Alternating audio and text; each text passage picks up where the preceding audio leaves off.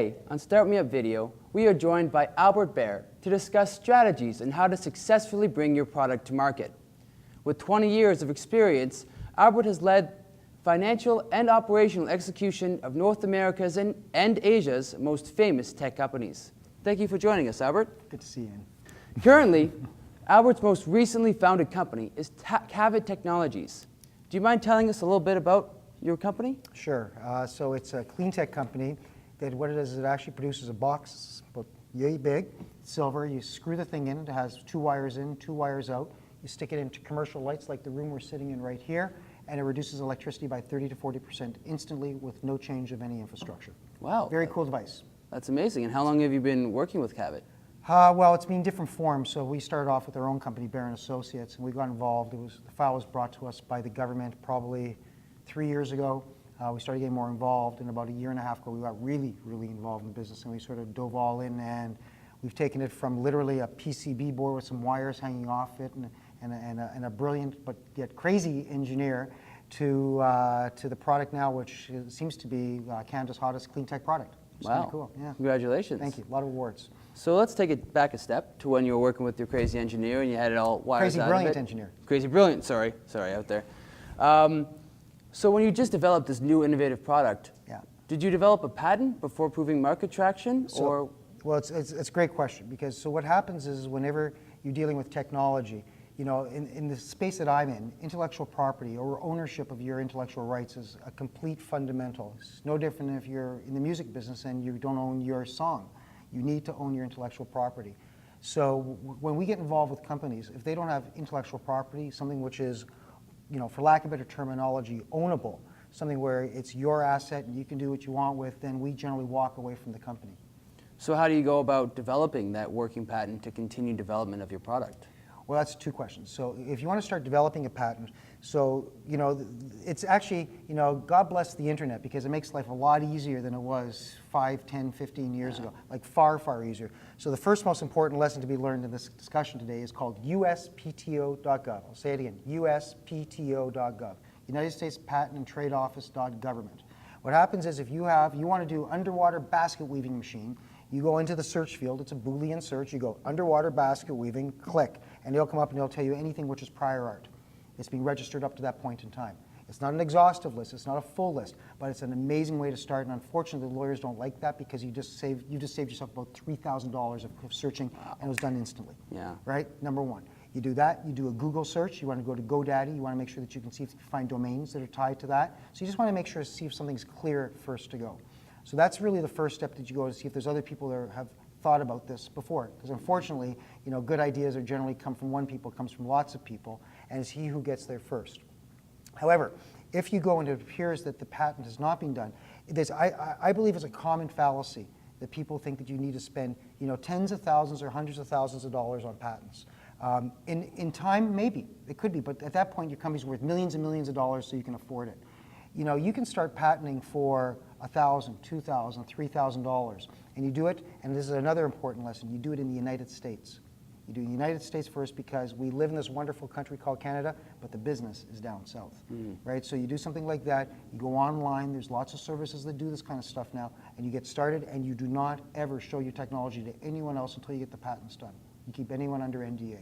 Fundamental rules, because that's where you protect your intellectual property. Why am I going down this whole diatribe telling you this? The reason why is because if you assume that you're going to have a successful company, hopefully, that you have your latest, greatest widget, right, and hope to succeed and you start making revenue, ultimately the disposition of almost every small technology company in the history of technologies, they get bought, right? Period. That's the end game. That's the ninth inning. That's the third period because that's when you make your last big money. And then you move on to the next game.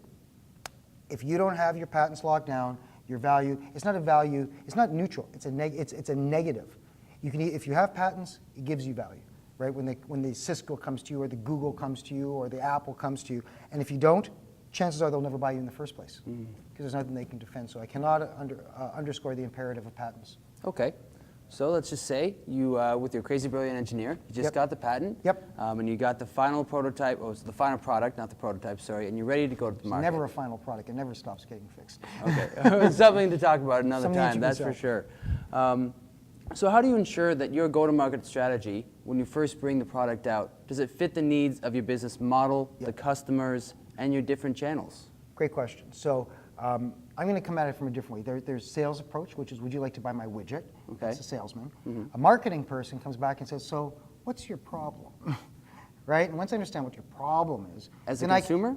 Yeah, or the target audience, Okay. which we'll talk about in a second, is once you understand what the problem is, then it's easy to sort of figure out how you worm your way in there, Right. as opposed to sort of throwing them with blunt force trauma. So you have your widget, right? And then the question is, how do you go and figure out the go-to-market? It's easy. You know, intuitively, you know who's the ultimate consumer of your product. When you sell an iPad 2, you know exactly the profile of the dweeb that's sitting in Eaton Center for the last 36 hours standing in line for an iPad 2, right? You know that. So once you understand who that person is, that's your bogey. That's your target. The question is, how do they buy today? How do they consume today? The trick for doing this is the fundamental is always through distribution. It's extremely, extremely, extremely expensive and very slow to try and do these sales yourself. Watchword here is partnership. For all the guys that know me out there and have heard from this before, this is the thing I beat on all the time. First of all, never ever focus on Canada. Canada's a great place for doing a couple $100,000 of revenue. We live in a wonderful, fantastic city. It's a big city, right? But if you put a city of Chicago and a city of Toronto side by side, who are virtually identical sized cities, the Chicago guys will buy 5 times as much of your product as the Torontonians will, because we're Canadians and they're Americans. And they'll move 5 times faster than you. So the message is, American markets, American distribution, that's how you go, and that's how you bring your product to market. And it's really easy then, because then you know if you have a pen, you go to the big pen guys, right? If you have a computer technology stuff, you take it to a Google or you take it to a Cisco or whatever. If you have paints, you take it to Pittsburgh Paint and Glass in the States. Okay, okay. And you talked about quite a bit about getting that target audience and finding that consumer. Fundamental. It's a huge part, I imagine. So how do you go about to ensure that you've picked the right target audience? Because if you rely so much on that, yep, another great question, right? Trick for doing this is whatever product you generally have, generally there's always 3, 4, 5, 6, 7 use models, which manifest themselves in terms of markets, right? You can take the same technology and you can put it into this market over here, you can put this into this market over here. Never bet on one market, ever. You have strong suspicions. You can go and you can start test marketing, you can start pushing it through the channel, but always, always, in my opinion, be running 2 markets. Even if it's an 80-20 or a 20-80 or a 70-30, note I didn't say 50-50. And if one market proves itself to be wrong, and you know it because if the dog doesn't eat the dog food, pass. Don't ask why. It's empirically it is what it is. You don't need to figure it out. It's good enough you're not making money.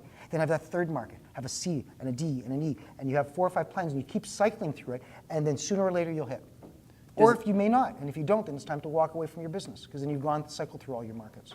does it get difficult to align brand management and sales strategies and marketing with all these different markets? Is it okay to differentiate between brands? Or? You got some good questions there. The problem with brand is, in today's world, to try and build a brand is extraordinarily expensive.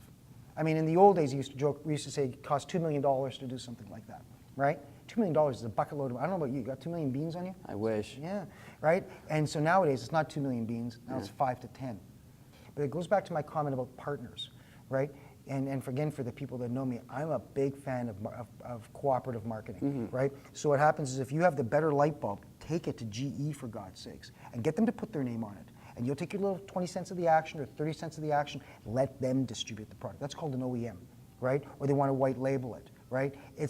Because to go and to put into the United States, remember, so I'm a proud Canadian, but I've lived in the States for like half my life. If you think that $5 million or $10 million, which is a substantial amount of money by any measure in Canada, if you think that makes, that's like 2 Super Bowl ads. I mean, it's a penny in the Grand Canyon. So it's very difficult to thinking in terms of brand as the driver of this. You should think about revenue, and then how do you align yourself with it? And it may not be your brand. Maybe someone else's brand. Okay. There's always a bigger company above you. So in terms of time frame, how do we know we've released our product to market? How do we know after so long, will it be a success, will it be a failure? Should we move on to the next one? Sure. So I have a rule of thumb, if you can't make $1 million, walk away. Right? Why? Because you basically get a job and not have the hassle and have to work 20 hours a day and worry about having your mortgage worried about and stuff. I mean, there's the nice thing about being an entrepreneur is it's exhilarating. You have a lot of fun. You can make a lot of money, right? But it's not for the timid, right? It's Right. really not. And you know, when you go to school and everything, it's not difficult, and it doesn't take long to start making $100,000. It doesn't take long at all, right? You know, and if you're qualified and you go up the ladder. The problem is that you, if you have a small company, it's okay for the first year to have no revenue when you're building it. Mm-hmm. But the minute you've built it and it's out, and you know, something where you're asking some customer for that money, please give me my $50 or give me my app for 99 cents or whatever, that if you can't see yourself making $1 million by the end of the year, because generally you don't do it alone, you're with your buddies. You're with your buddies, you got a couple partners, a couple guys you went to school with, you all hang out together, and you say, you know, we're excited about this project and we do it. And then by $1 million, by the time you start slicing it across a whole bunch of people, it's like cat food. It's not a lot of money, because it's before taxes and this and that. And it's one thing to do it for 1 year, but as you get older, then you have families and kids and other responsibilities and everything, then it starts sucking, right? And you know, it should be in my opinion, after year one, it should be $1 million, year one of the product in market, not the development, Okay. right? $1 million in first year, $3 million in the second year, up you go from there.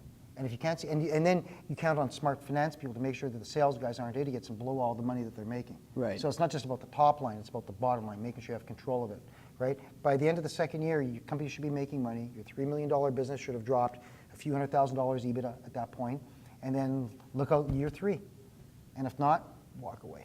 It's opportunity cost. It's the hardest thing for people to do sometimes is to kill their business, but sometimes it's, in many cases, it's the smartest thing to do.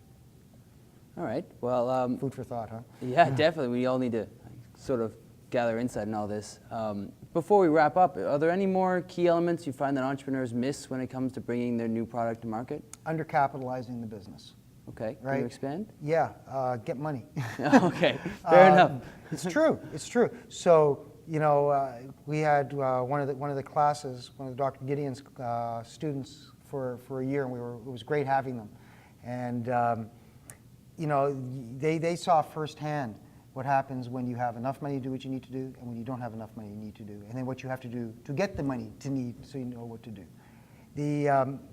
These things, you know, if you think you're going to go into a business with $10,000 or $20,000 and go to market and go and figure out brand and all this kind of stuff, and here's the kiss of death, right? You think you're going to be able to do this on your own cash flow?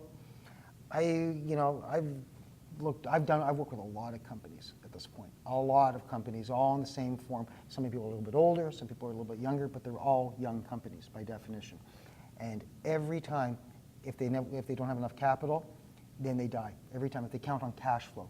And I cannot tell you enough, and it's something which I try to work on also with the government and stuff like this as well. It's very important. We have this funding gap in this province, the funding gap, and you hear about it, but it's completely true.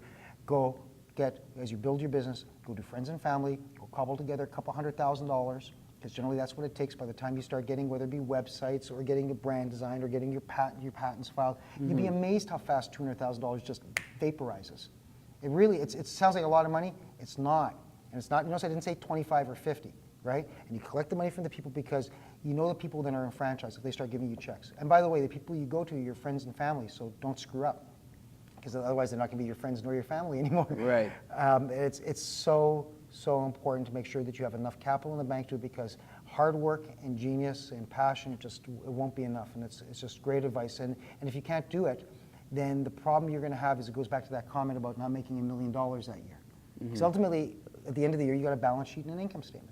Go get that $1 million. Go get a couple $100,000. You know, start cranking it up, and you'll be off to the races. But I'm sure you'll do great. Well, thank you for your time, Albert. It's great hearing someone with so much experience in the industry and trying to, I guess, mold it into a useful package for all the entrepreneurs out there. My pleasure. So thank you very much for your time. Anytime. And entrepreneurs out there, if you found this interesting, please subscribe to our channel at Start Me Up Video, and check out our website at startmeupryerson.com for more resources. Thank you.